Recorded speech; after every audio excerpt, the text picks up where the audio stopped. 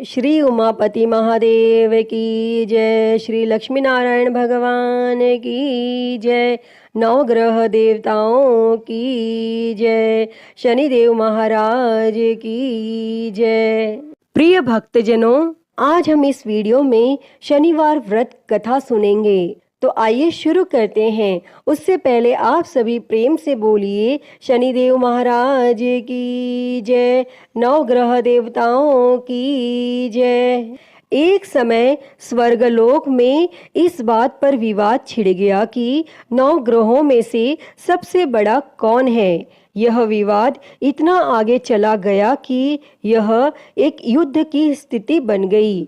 इस बात के निष्कर्ष पर पहुंचने के लिए सभी देवता देवराज इंद्र के पास पहुंच गए और उन्होंने कहा, हे देवराज, अब आप ही निर्णय करें कि हम सब में सबसे बड़ा कौन है। देवताओं द्वारा पूछे गए इस सवाल से देवराज इंद्र उलझन में पड़ गए। तब इंद्र देव ने कहा कि मैं इस प्रश्न का उत्तर नहीं दे सकता हूँ, मैं असमर्थ हूँ। इस सवाल का जवाब पाने के लिए वह सभी पृथ्वी लोक में उज्जैनी नगरी के राजा विक्रमादित्य के पास गए।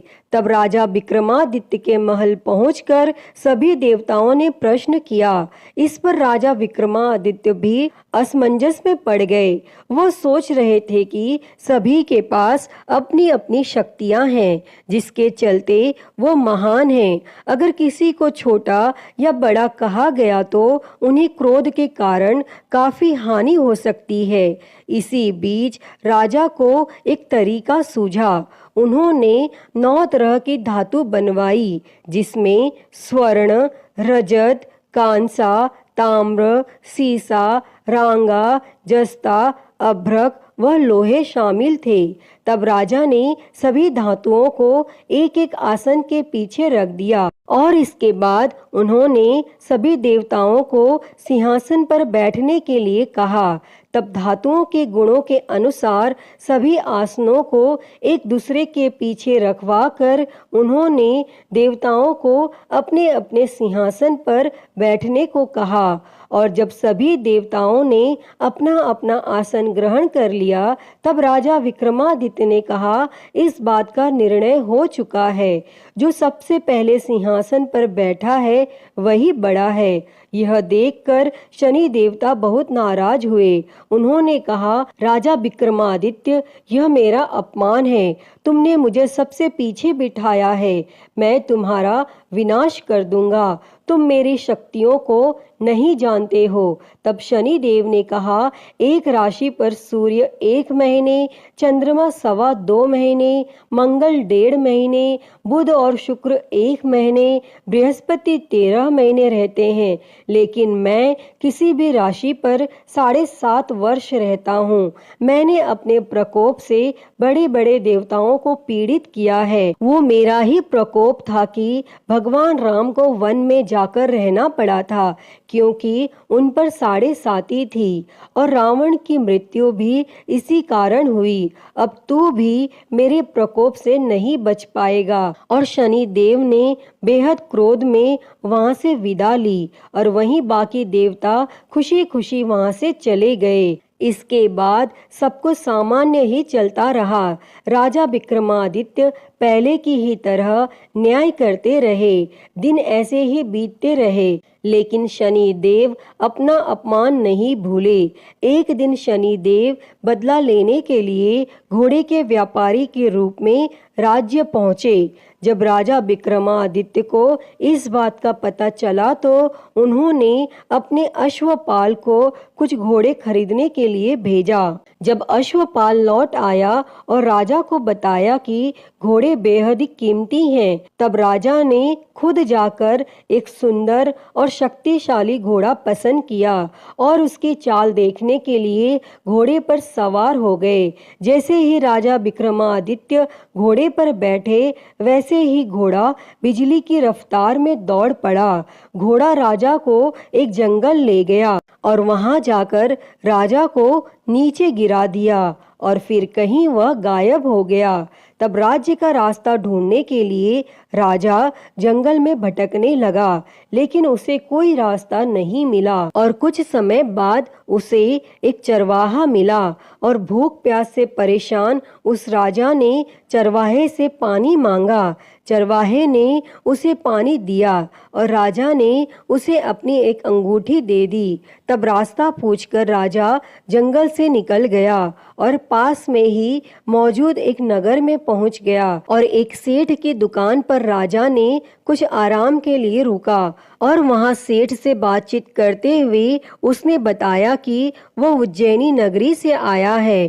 तब राजा कुछ देर तक उस दुकान पर बैठा। जितनी देर वो वहां बैठा, सेठ जी की काफी बिक्री हो गई। तब सेठ ने खुद को बहुत भाग्यवान समझा और सेठ ने राजा को अपने घर खाने पर आमंत्रित किया। और सेठ के घर में एक खूंटी पर सोने का हार लटका था और उसी कमरे में वह राजा को छोड़कर चला गया और कुछ समय बाद खूंटी उस सोने के हार को निगल गई। तब सेठ ने विक्रमादित्य से वापस आकर पूछा कि उसका हार कहाँ है। तब राजा ने उसे हार गायब होने की बात बताई। इस पर सेठ ने क्रोधित होकर चोरी करने के अपराध में विक्रमादित्य के हाथ पांव काटने का आदेश दे दिया। तब राजा विक्रमादित्य के हाथ पांव काट कर उसे नगर की सड़क पर छोड़ दिया गया। फिर कुछ समय बाद विक्रमादित्य को एक तेली अपने साथ ले गया। तेली ने उसे अपने कोलू पर बैठा दिया। वह पूरा दिन बैलों को आवाज देकर हाँकता था और विक्रमादित्य का जीवन इसी तरह यापन होता रहा। और उस पर शनि की 7.5 थी, जिसके खत्म होने पर वर्षा ऋतु शुरू हुई। एक दिन राजा मेघ मल्हार गा रहा था। उसी समय उस नगर के राजा की बेटी राजकुमारी मोहिनी ने उसकी आवाज सुनी। उसे आवाज बेहद पसंद आई। मोहिनी ने अपनी दासी को भेजकर गाने वाले को बुलाने को कहा और जब दासी लौटी तो उसने अपंग राजा के बारे में मोहिनी को सब बताया। लेकिन राजकुमारी उसके मेघ मल्हार पर मोहित हो चुकी थी और अपंग होने के बाद भी वह राजा से विवाह करने के लिए मान गई। जब मोहिनी के माता पिता को इस बात का पता चला तो वो हैरान रह गए। तब रानी ने अपनी बेटी को समझाते हुए कहा कि तेरे भाग्य में किसी राजा की रानी का सुख है, तू इस अपंग से क्यों विवाह करना चाहती है। लेकिन समझाने के बावजूद भी राजकुमारी अड़ी रही और अपनी जिद को पूरा कराने के लिए राजकुमारी ने भोजन छोड़ दिया। तब अपनी बेटी की खुशी के लिए राजा रानी अपंग विक्रमादित्य से मोहिनी का विवाह कराने के लिए तैयार हो गए और दोनों का विवाह हुआ और वह तेली के घर रहने लगे। और उसी दिन विक्रमादित्य के सपने में शनि देव आए। उन्होंने कहा कि देखा तूने मेरा प्रकोप। तब राजा ने शनि देव से उसे क्षमा करने को कहा और उन्होंने कहा कि जितना दुख आपने मुझे दिया है उतना किसी और को मत देना। तब इस पर शनि देव ने कहा, राजा मैं तुम्हारी प्रार्थना स्वीकार करता हूँ।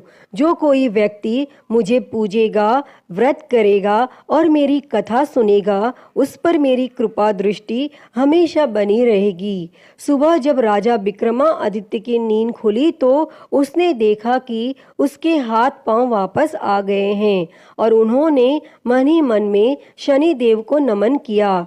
और राजकुमारी भी विक्रमादित्य के हाथ पैर देखकर हैरान रह गई। तब राजा ने शनि देव के प्रकोप की कथा सुनाई और जब सेठ को यह बात पता चली तो वह तेली के घर पहुंचा। उसने राजा विक्रमादित्य से उनके पैरों में गिरकर माफी मांगी। तब राजा ने सेठ को माफ कर दिया और सेठ ने राजा से उसके घर जाकर भोजन करने के लिए कहा और भोजन करते हुए अचानक से ही खूंटी ने हार उगल दिया और सेठ जी ने अपनी बेटी का विवाह भी राजा के साथ कर दिया और सेठ ने उसे स्वर्ण आभूषण, धन आदि देकर राजा के साथ विदा कर दिया। तब राजा विक्रमादित्य अपनी दोनों पत्नियों यानी राजकुमारी मोहिनी और सेठ की बेटी के साथ अपने राज्य उज्जैनी पहुँचे। सभी ने उनका स्वागत किया। इसके बाद राजा विक्रमादित्य ने पूरे राज्य में घोषणा करते हुए कहा कि आज से शनि देव सब देवों में सर्वश्रेष्ठ माने जाएंगे और साथ ही शनि देव का व्रत करें और व्रत कथा जरूर सुनें। यह देखकर शनि देव बहुत खुश हुए। व्रत करने और व्रत कथा सुनने से शनि देव की कृपा रहने लगी और लोग आनंद पूर्वक रहने लगे। अतः हे शनि देव जी, जैसी कृपा आपने राजा विक्रमादित्य पर की, वैसी ही कृपा इस कथा को कहते, सुनते और हुंकारा भरते पर करना। तो बोलिए शनि महाराज की जय, नवग्रह देवताओं की जय। प्रिय भक्तों, तो मैं उम्मीद करती हूँ कि आपको यह कथा पसंद आई होगी और अगर वीडियो अच्छी लगी हो तो इसे लाइक करें, ज़्यादा से ज़्यादा शेयर करें और महाकाल भक्ति ज्ञान चैनल को सब्सक्राइब कर नोटिफिकेशन बेल को ज़रूर ऑन कर लें। हर हर महादेव। धन्यवाद।